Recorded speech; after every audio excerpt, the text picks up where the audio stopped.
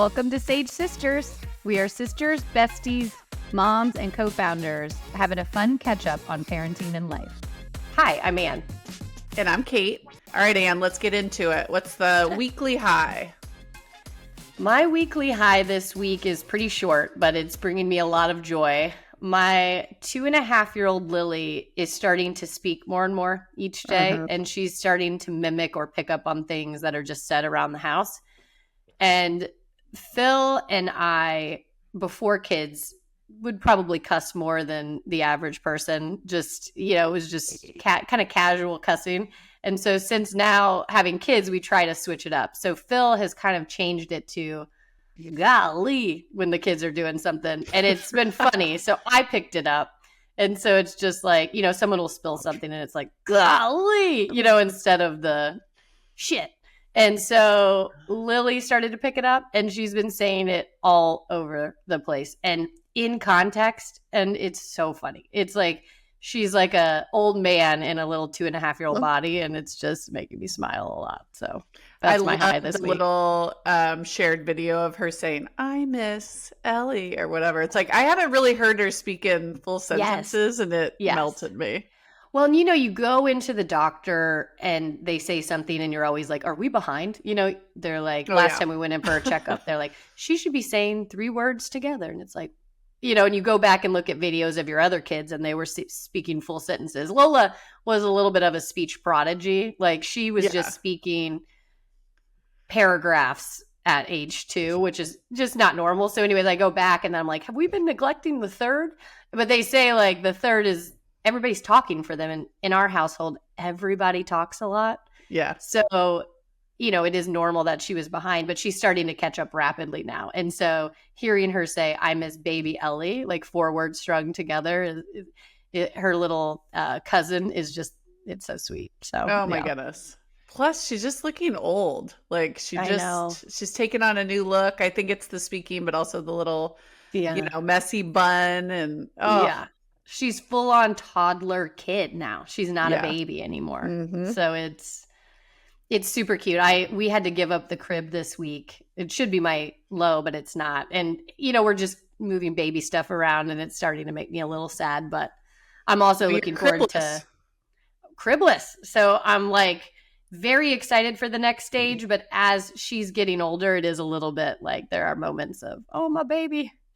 How'd you feel about moving the crib out? I remember for me, I couldn't kick it to the curb fast enough, but I know some people really, hang on to it. From a design perspective, I've been ready to get rid of this thing. It's huge. It's in a room that we already had a bed in. And she took to the bed. She now is like in a full bed with railings and the whole shebang. She's safe, but she took to it. She doesn't crawl out. I think part of the issue you don't want to get rid of the crib is when you think they're going to like continue to come out or be harder for naps.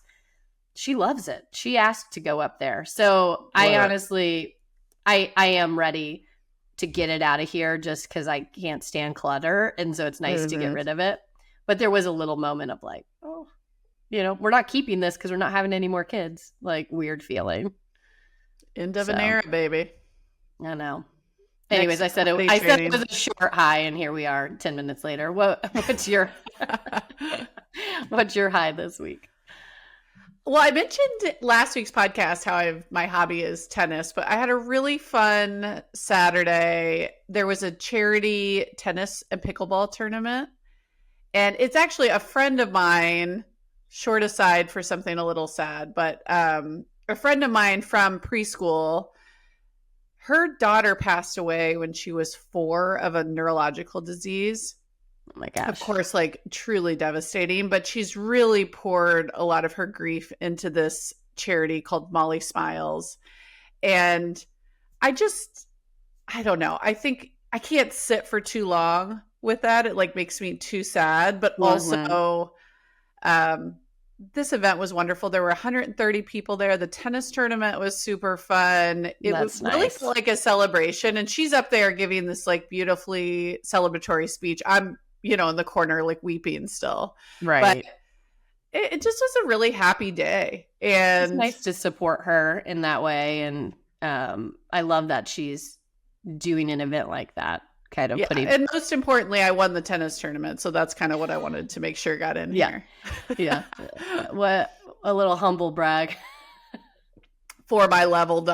which isn't very good. But it was just great. Chris was there too. He played pickle, so it was like a fun time that even he and I could hang out. Kind of felt like a date at times. The booze was a-flowing, the laughs were loud, and the music was pumping. So what a good day.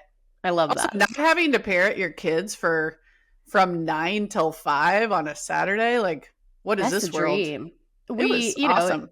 Day dates, day drinking, that's where it's at right now. It's like you want to go to bed early still and feel good the next day, but like having a day date is so nice. What I think is it was for a good cause. It was totally guilt-free. Yeah.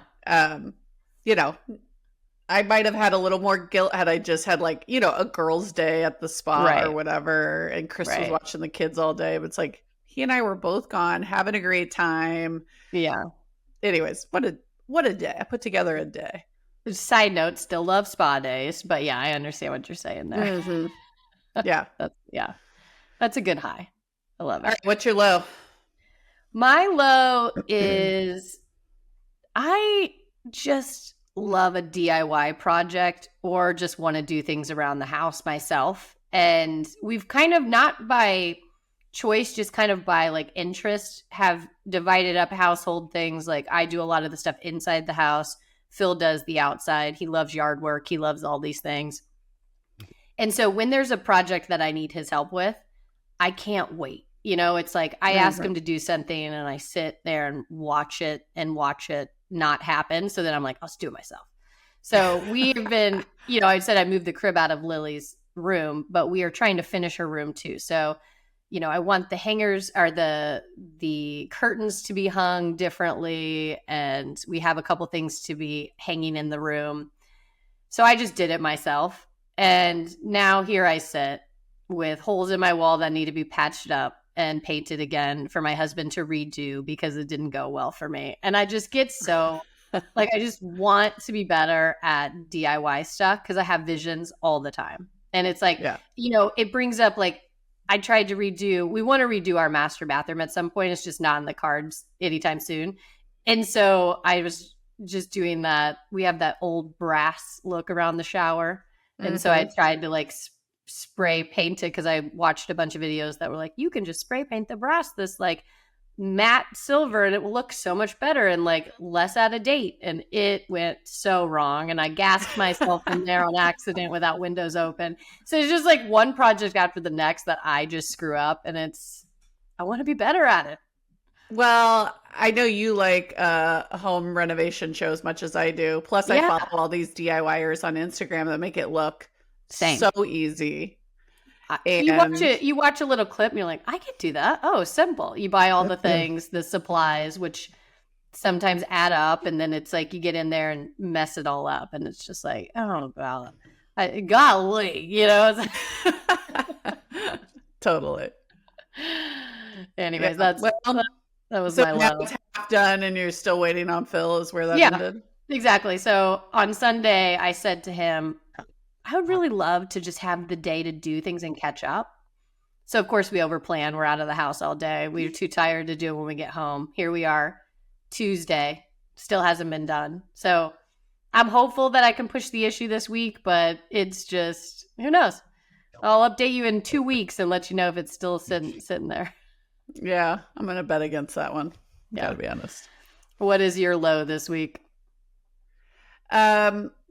I don't know if this is happening to you, but I have this group of friends from business school, and we like to get together, I don't know, every other month maybe for a girls' dinner in San Francisco. And, I live in the burbs 40 minutes out. Another one lives 40 minutes the other way. So it does take a decent amount of coordination. Right. We were supposed to have one last night. I was super excited about it. I had cleared my schedule, and then last minute something came up. I can't make it. You guys go without me. But it's like, we don't want to go without you because we're making a pretty big effort to get there. So we decided to reschedule. But like, I guess the theme here is rescheduling friend dinners and Ugh, Totally I don't relatable. know. Like, I get so annoyed when a doodle comes in and I have to do a doodle for a dinner. I get annoyed when somebody last minute changes their plans or something comes up, even though, of course, it does. Like,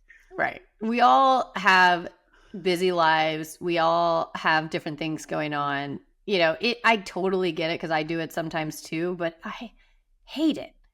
I have been trying to schedule a girls' night here, and everybody lives right next to each other. And it's still a struggle. And what we compromised with is tomorrow night we are going to a friend's house, walking to their house and having a little wine night on the porch, which will be delightful. But we were supposed to go out. We've said once a quarter we're actually going to go out and have fun.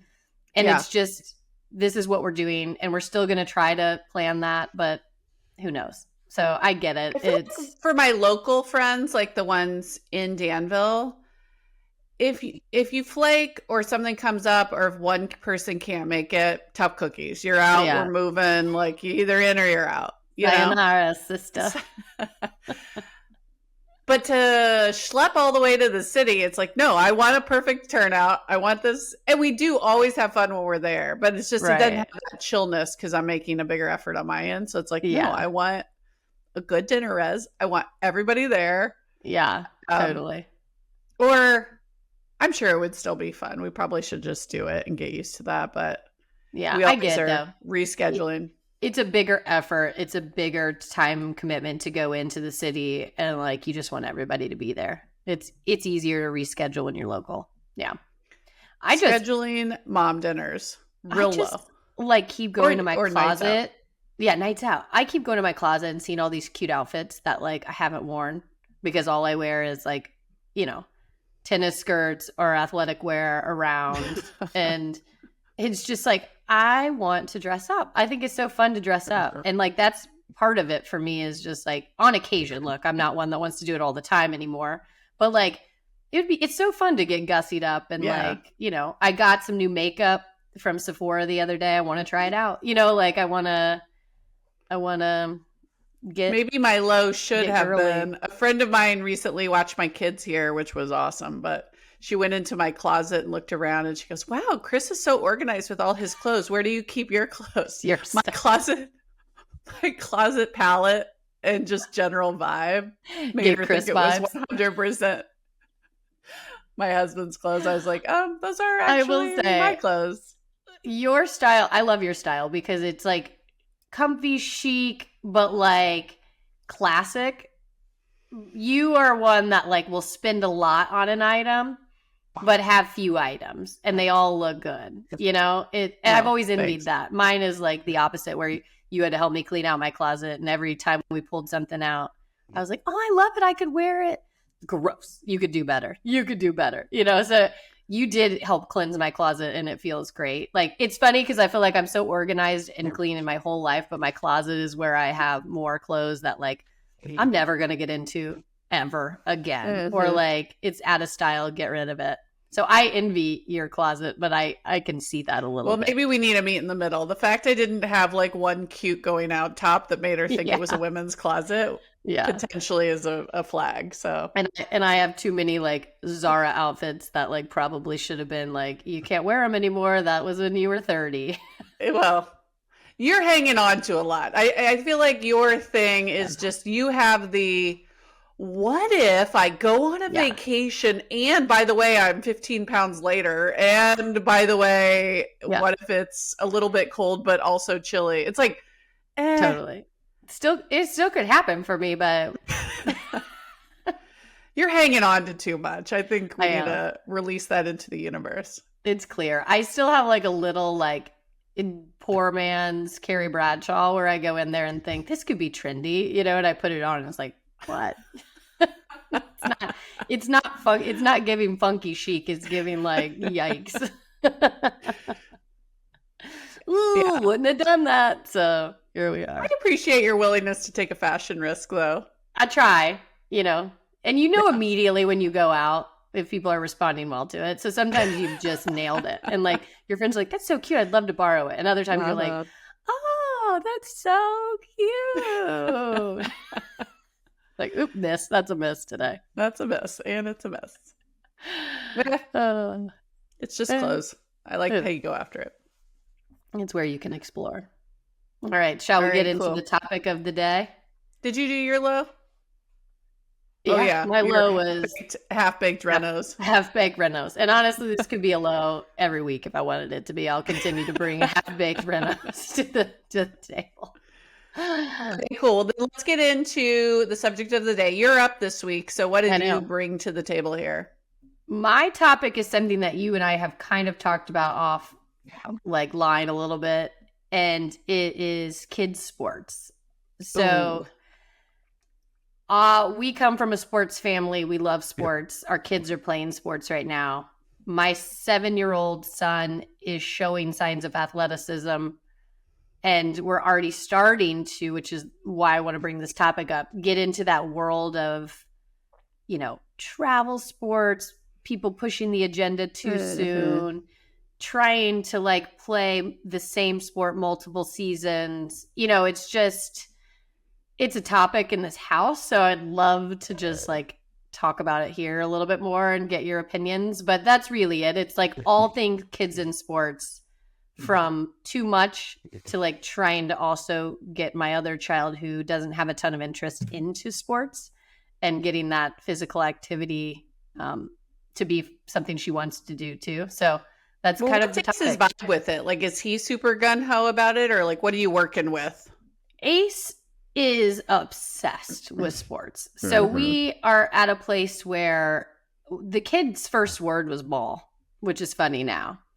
He loves all things sports. It ranges from golf to baseball is a big one, to he loves football, but he hasn't played yet in a recreational team yet, to basketball. Is he doing soccer?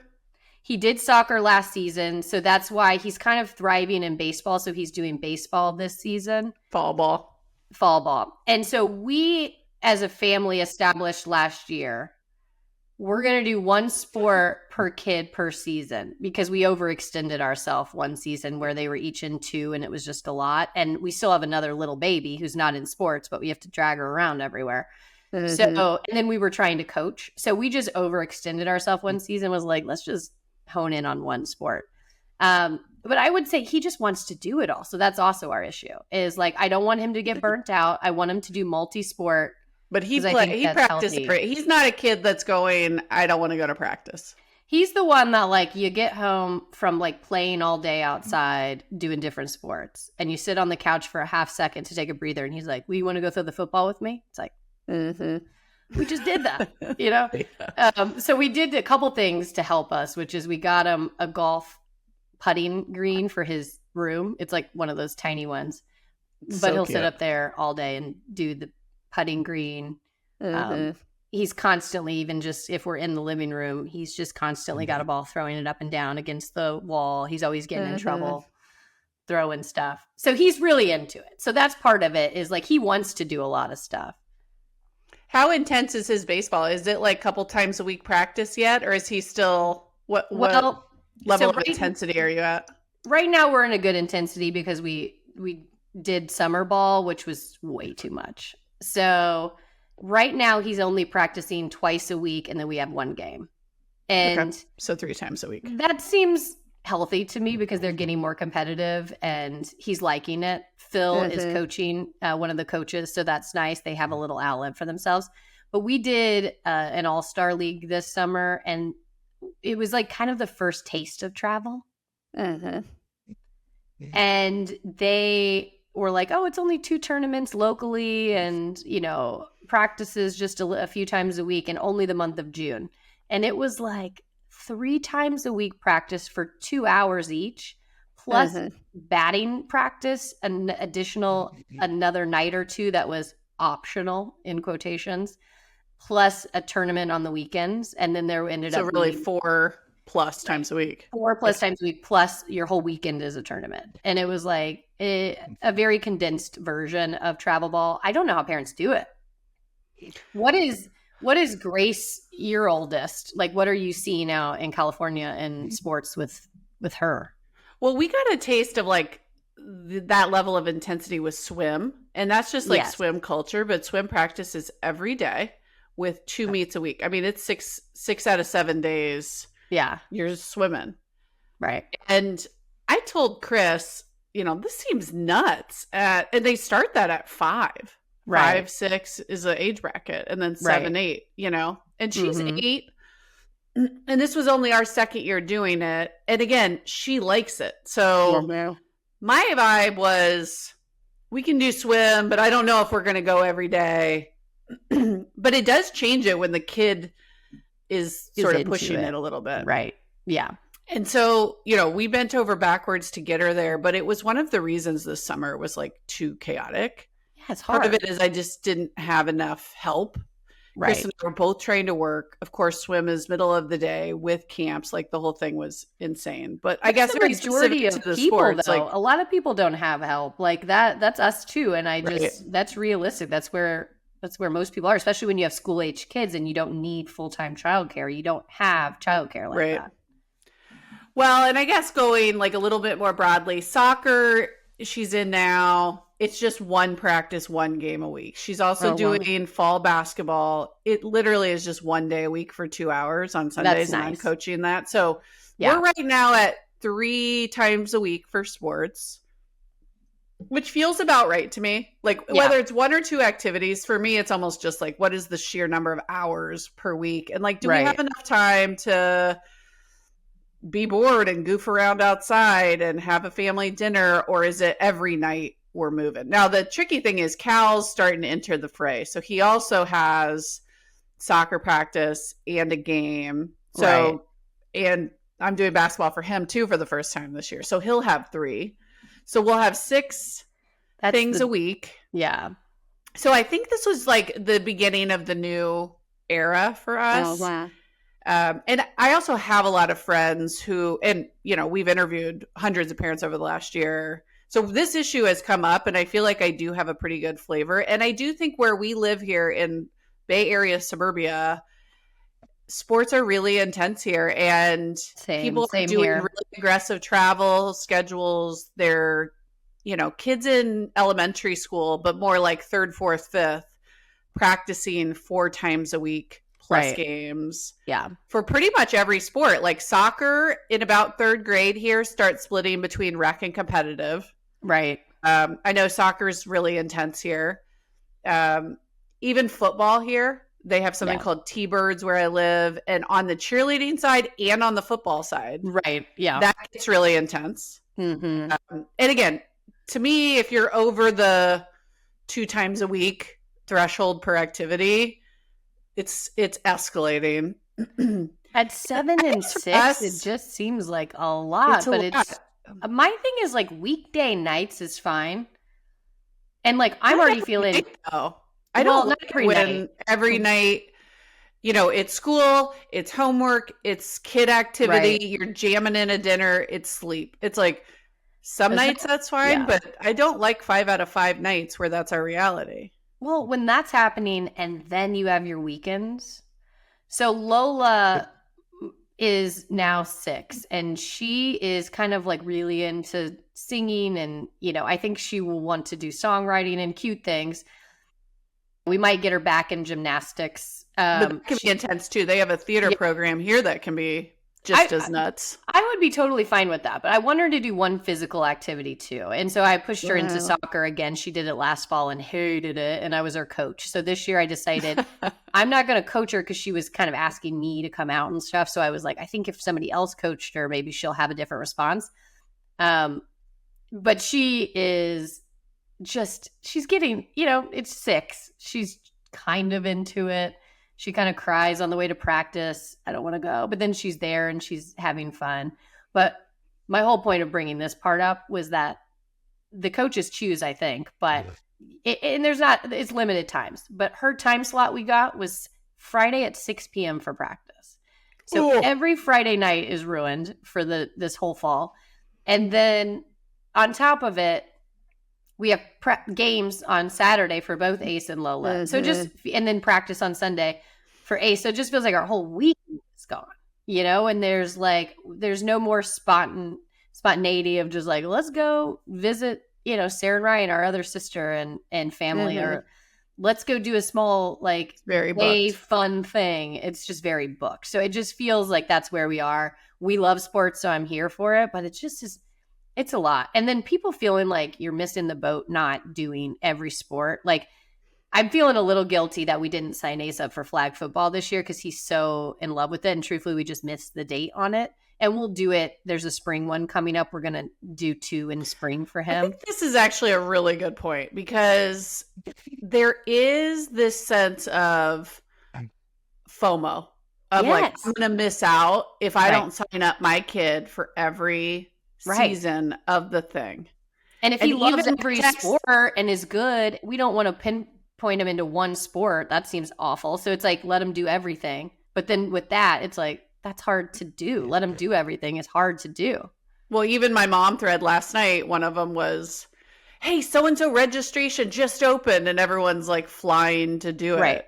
Right. You know, there is this sense of urgency almost of like, oh, everything, you know, you got to be on it as a mom and you got to sign Totally. them up. And if you don't, And I do months in think that advance. this- Months in advance. that was for a March to June season. Yes. I was sitting in May, casually texting a friend who was like, "Are you doing soccer and baseball or which one for Lola?" Just Lola. And I said, "I think we're just going to do soccer." She was like, "Oh, are you signed up?" I was like, "Oh, no, I'm going to do that." And she's like, "The deadline is in 2 hours." And I was like, frantically, like, thank goodness she texted me. But I was like, oh my gosh, Oh, like, I definitely set May alarms for- to sign up for the crazy Yeah. camp or the crazy sports thing. totally. Here's what I'll say though. This is a tricky one if your kid really loves it. And I was a serious athlete. I played in college, and our parents did nutty things for me.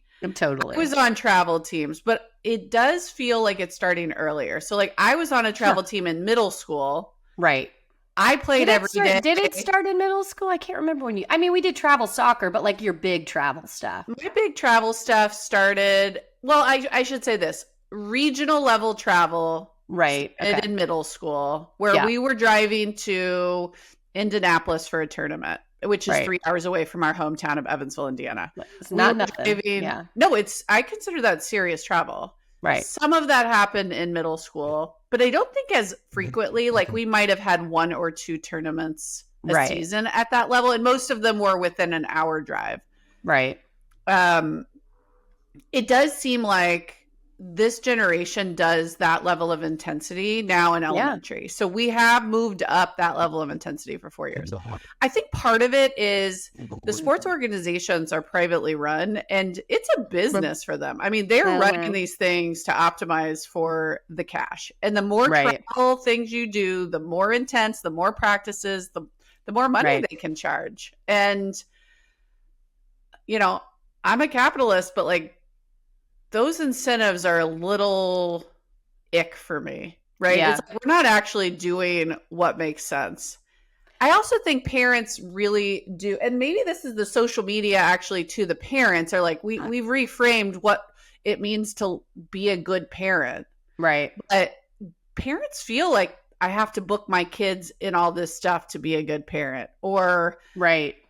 you know, they think this is what good looks like. And, oh, I want my kid to play in high school. Like, I really Right. value that. So to optimize my kid's chances, I'm going to play competitive soccer in 2nd grade and Right. commit to all this stuff. I saw something. I actually don't think that's always the case, because none of these little leaguers that are making it to nationals, you know, their families have just committed like crazy. They're not the ones actually playing. I was just pro going to say, baseball. you probably saw the same video I saw this week on that, which is some professional athlete was going, I can't remember who it was, but it was going around saying like, you know, none of those little leaguers are the ones who make it because they get burnt out. And like, you know, we didn't push the issue. Maybe we could have, but a couple of Aces All-Star team members are now on a travel all year round baseball, and they're honing in on baseball. And I'm like, I mean, first of all, going to one sport at this age is not, in my opinion, ideal. Second, they're going to get burnt out. Like, they're kids. And like, most of the time just working outside in the yard with them and having fun one-on-one and getting that parent kid time, but also working with them on a sport is how they get better. Like, and if I heard one of the high school coaches here in Tennessee say, if your kid is athletic, they're not going to be overlooked. Like, you have to be playing sports in middle school to get to know, like, how people get to know who you are. But if your kid is good, they're not going to not make the team because you didn't play travel or something when they're I think some people 8. don't believe that, and I'm not sure that's always true. Like, I do believe in some of these effed up systems, you get kind of put on a competitive track, and then the coaches kind of keep those teams. And then I do think it's harder to break in if you're a talented middle schooler. Probably not if you're crazy good. I mean, but if you're middle of the road talent, which a lot of kids are, and that's like really athletic still, you might be right. It makes me sad though, because it is politics. Like, this team I keep referencing, they all knew each other. Ace got on and they didn't really know him too well, and he was kind of like having to work his way up to like be seen. And I don't think they necessarily, and I'm sure he's just as good as the other kids on that team. Totally, but they just knew each other from previous times and whatnot. And so I do think that it does make me kind of panic a little bit. Like, it's political, whether I want to say it or not. And I do think he has talent to not miss the boat on things, and he could be great. And like, he may choose golf, he may choose football and it not be baseball, but like the baseball is what we saw being so competitive and so political. And it's like, it's just. Well, I have a good friend whose son is in 6th grade, plays really competitive baseball. They are definitely on the extreme of the travel, but he genuinely loves it. The dad played college baseball. Like, I don't want to judge. Like, maybe that's their thing. And like, I was obsessed with basketball. Like, I kind of get it, especially it does look like it's coming from the kid. Right. And they still want him in multiple sports. So they really are running all over doing multiple sports. Yeah. And she was saying the coaches don't like multiple sport athletes because, they're not there all the time. Right. Right. And so they're getting pressure for him to pick from the coaches. And I was like, ooh, I really hate that. Like, yeah. There was a great book. Like, a lot of my attitudes on this, well, one, my own experience, but two, there's a really good book called Range. I know you haven't read it, so I'm not going to ask you, but listen, I'll put it to the list for 2025. That list is getting long. To 2025. I thought it was 26. Yeah, I think I'm going to get back to reading in 2025. I've decided. That's only a couple months away. Are you sure? I'm sure, because last week when we were talking about hobbies and I said my hobby was being in the shower, I really felt bad about myself. So I need to read. I'm going to pick up reading. Well, this one's great. It has a lot of research basically to like say multi-sport athletes, it's actually better for the kid. It's better for their physical development. They have a better chance of actually playing in college if that's your goal. Right. If they do multiple sports. So I thought it was a very compelling book that aligns with sort of what feels right to me, which is like, don't specialize so early. Yeah. And I saw so many girls in basketball whose parents were nuts. Yeah. Pushing them. And I think they liked it to a certain extent, but there was definitely like a heavy hand in their back, like leaning into them. Right. Who played through high school, had opportunities to play at college and opted out. Like, yeah. Right. Just were like, this doesn't look fun, especially at the college level. It's super intense. Like, you have to love it. You were actually in that boat. I was going to say, do you remember, I had a conversation with you because we both played basketball, volleyball, and track, and at a competitive level in high school. And towards the end, I was younger in my class, but I felt like I was really good. I wasn't the star like you until the very end in like senior year, but I was very good athlete in my humble brag. But I'm shorter. I was going to be a bench player in college, and I didn't have the passion like you did. And I asked you because I got recruited to like very small schools. You know, D1, should I do this? Well, D1, but small. And it was like, should I or shouldn't I? And you just said, I don't think you should. You would rather be going on spring break with your friends than going and playing that sport. And, you know, that was kind of an eye-opening you're right. Like, in some ways now I wish I would have pushed myself a little bit to just see how I would have done. But on the other side, I loved You college. could have played. You absolutely could have played at a competitive D1 level. That was never in question. You were never one who liked practice. And at college level, It's all about it. There's a lot of sacrifices at the college level. I wouldn't say I didn't like practice. I just didn't love sacrifice. I would have rather gone out and hung out with my friends than like go practice or go, spring break was a good one. It's like you never went on spring break because you always were doing a sport. And I was like, sayonara. I keep saying that, but I was like, on my way to Panama City, Florida. Here I come. And now I feel like I sound like I wasn't pushing you into living your dream and I was clipping your wings. But great. I didn't say I like missed the boat on like my dream, but you just said I have a regret about it, like cringe city for me. No, I wonder how I would have done and like where I would have gone, but I probably would have been a bench player or played, a smaller percentage of the time. It would have been great. I did not see at the time that you enjoyed it. The drive. Well, that's what it kind of goes with what you were saying. I do agree. Like there was a point where people just say, I'm done. It's a lot. And I was one of those people. Yeah, totally. Well, sorry if I clipped your wings and stole your dream. Yeah, I guess we're unpacking childhood trauma. Didn't know I was old on that one. Exactly. Yikes. On the other side, though, just being an athlete growing up, not doing my dream, but not living my dream. But being an athlete, I used that in my adulthood. And that's how I met a lot of people. When I would move to a new city, I would join like a rec intramural team, or I would join a gym that was more community based. And I want that for Lola. So like on the flip side, I have a son who is super into sports and I feel like I'm not doing enough for him. And then on the other side, I'm trying to push Lola to be a little bit more motivated into a sport. Yeah. And like if she chooses, theater or something too, it's going to be great. I just always want her to do a physical activity as well. And so I'm just like really pushing the issue because it was so good for me in my life, And it's, I don't know. One of my hopes here, though, as part of Sage Parents, which is our initiative to support elementary school parents navigating tech, is that we get more child-led play. And what I mean by that is like, if you're scheduled with sports every night, you don't have time to go goof around in the neighborhood right with friends, or even have kind of casual play dates where, you're off screens and you're figuring life out and you're, out and about. And I do think that this is the opportunity cost of overscheduling our kids in too many sports. And I think the loss of that is a big deal.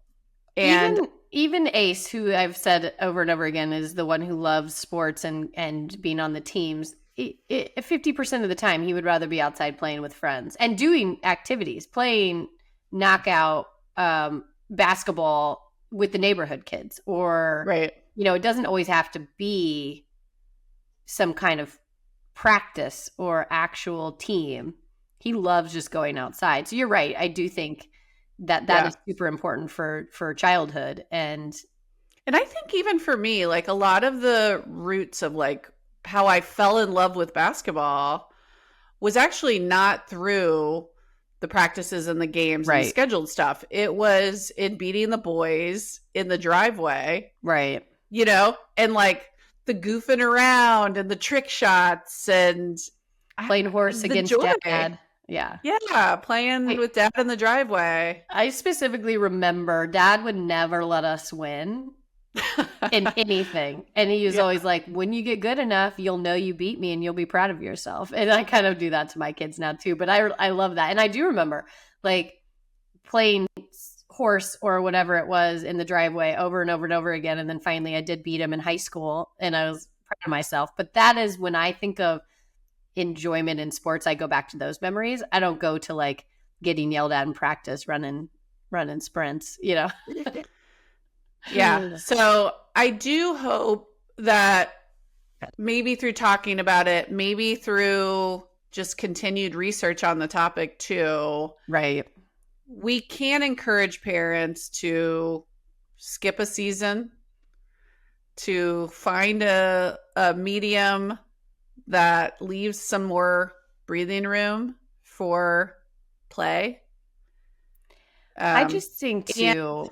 I do also just have a ton of empathy because I'm not convinced that every ecosystem is really set up well for that. And if your kid is average and you're trying to get them to play high school sports, I do understand why parents feel like they gotta kind of lean into that. I just think there's a happy medium.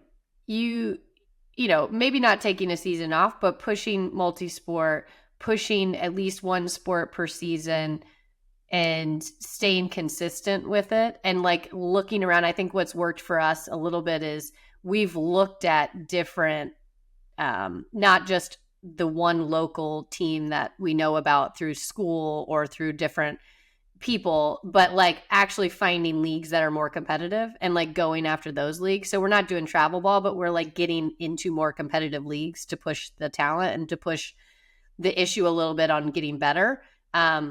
So I do think that's kind of what we've done a little bit, and like, you know, staying consistent with doing something. But it's a battle. I don't know. I think there's a happy medium here. Space is good. And I think baseball is also just one of those sports. I'll be curious if you can avoid the like really aggressive travel. My guess is you were not going to be able to. After a season or two, when he starts getting into 10. I think your best is just trying to do one thing at a time. Yeah. And you'll still have 4 days a week of it. And maybe you can build a network with the moms and like make that more, or other parents, and make that more manageable. But my guess is it's going to be hard to avoid in baseball, just like it's hard to avoid in swim. I think it's easier to avoid in certain sports, but baseball seems particularly nuts. Yeah, I think they're all nuts if you get to that level, truthfully. I hear soccer parents saying the same thing. Soccer's nuts. I think soccer's one. Soccer's nuts. You know. Basketball's seemingly not nuts till middle school here. Right. Just looking at like the CYO leagues, most of them through elementary school are still just doing 1 or 2 practices a week and one on the weekends with like minimal travel. And then I have friends that do basketball in middle school and they're traveling to, you know, an hour or 2 away, but at least it's not in elementary school. Yeah, I remember, you know, AAU and all those different things, but I do think it is a little bit more prevalent in middle school.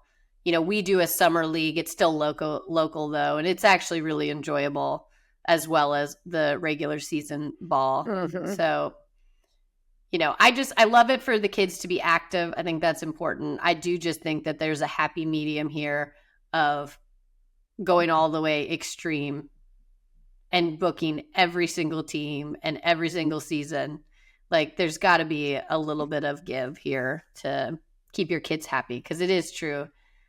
Having them just free play with neighborhood kids or kids from school or just even siblings is so important. And I just feel like that is what we're missing when you go. And I have heard parents go, well, at least they're not on screens when they're at practice every night. And I go, ooh, cringe. Like, they can do other stuff that's not on screens. Like, that is not the only way to get your kid off of too much technology. Right. So I kind of, you're right. And that is hardly the only solution here. Right. Yeah. So we'll see. We're just getting into it. I have a ton of empathy for like the next stage. Mm-hmm. But we're going to try to hold the line. No specializing, only a couple times a week, as long as we can. Right. And we'll see how that goes. Hold the line. Hold the line. I know. There was one going out yesterday for girls flag football, which I was like, oh, cool. Like, I love the idea of girls flag football. But I'm like, Grace, what are you going to give up? Because you were already scheduled to do swim and basketball. Like, what's going to give? And I kind of wanted to do piano, to be honest with you. But I'm like, nope. I kind of think of those separately, though. Like, there's somebody here that you can come to your house to do piano. And like, I want my kids to do one instrument. I don't care what it is, even if it's singing, guitar, piano. But to me, I'm like, okay, those practices are usually 30 minutes to 45 minutes at this age. They come to your house. That feels a little bit separate. But it does take time. It's not nothing. And it's a cost. Everything's a cost, right? So you kind of have to figure out. That's a whole other topic. But when just I haven't doing found sports, someone good. Maybe if I found someone to come to my house, that would feel more chill. I had a lady over COVID who came, but she ended up being kind of not a good fit. yeah. But Intense. most of them are like, they want you to come to their studio. And like, to me, that's still me having a schedule. That's still a nightly thing. Like Right. that doesn't solve any of my problems. So that's why that one got the nix. So it's like, I would love you to learn music. Right. That is a value of ours. And I got to figure out a way to do this that doesn't like completely wreck our family situation. Yeah, that's another thing. It's just family time at home is so nice. And when you get those moments where you take a deep breath and you're like, we don't have anything on the calendar, that is Well, and getting you so do few and family far dinner? between. How can you even consider that when you're every night got a thing? I'll tell you what, we eat at 5:15 or at 8:15. There's no in between. And all my kids' bedtime is usually 7:30 to 8. In, ideally when they're not out doing a sport or something that may be a little later. So it's like, if we're really trying to 7:38 bedtime is hard. It's just, Well, especially, like they have a 6 to 7 practice. It's like, yeah. it's hard to get a good dinner in before that because we're still finishing up work. I don't know. Those nights I just kind of give up on family dinner. And again, that's the trade-off. And that's a big trade-off. So we pushed the issue last Friday. We had practice at 6 p.m. on Friday, but that used to be our family go to a restaurant night. And I love going out to a casual place. And so I pushed the issue where at 7:30 we all met at our local pizza place and it was super casual. But Ace why am I and nervous? Phil were, Ace and Phil were at a baseball thing. So they were coming to meet us. I had the two girls and they were a little behind. And we had two tired girls. They were not chill. They were just, it was just one of those moments where one was crying, the other one was, fighting over, they gave them crayons to color with. And it was just, it was so bad actually that the place came up and, they kept going, "You're doing great, Mom. Hang in there." That's bad. A stranger comes up and says, "You're doing great." It's just a scene. And I was like, yeah, you're in the pit of despair. And then I was like, "Can I get a glass of Chardonnay?" And then I forgot. The place was like, "We don't serve alcohol." And I was like, oh God. This is not going my way. No. That's like an immediate abort mission. We're out of here. This is not pretty much what I did. I was like, we're going to take it to go. We're going to wrap this up here. So anyways. All right. Well, sports. That was a good topic for today. I'm sure we'll talk more about it, but I do love sports. I think it's super important for kids to be involved in. There just has to be a happy medium to get to a healthier place, to not overload your kids with too much of it. So hold the line, prioritize play and family dinners. That's right. Okay, cool. All right. What's your obsession? My obsession is I am cheap on some things and I don't know why, but like I had the same razor forever and razors aren't even that expensive. I just like never upgraded. So why am I imagining like a rusty mess over there? What kind of like it would switch the head of the razor. It wasn't like super dirty or like causing infections over here, but it was like just not a nice one. And I went out and I think I was at Target and I was exploring the aisle and I was so embarrassed to find out that like they were like $10, like the upgraded ones. Some of them were like 10 to 20, but I went with this Billy razor. And it was like $10.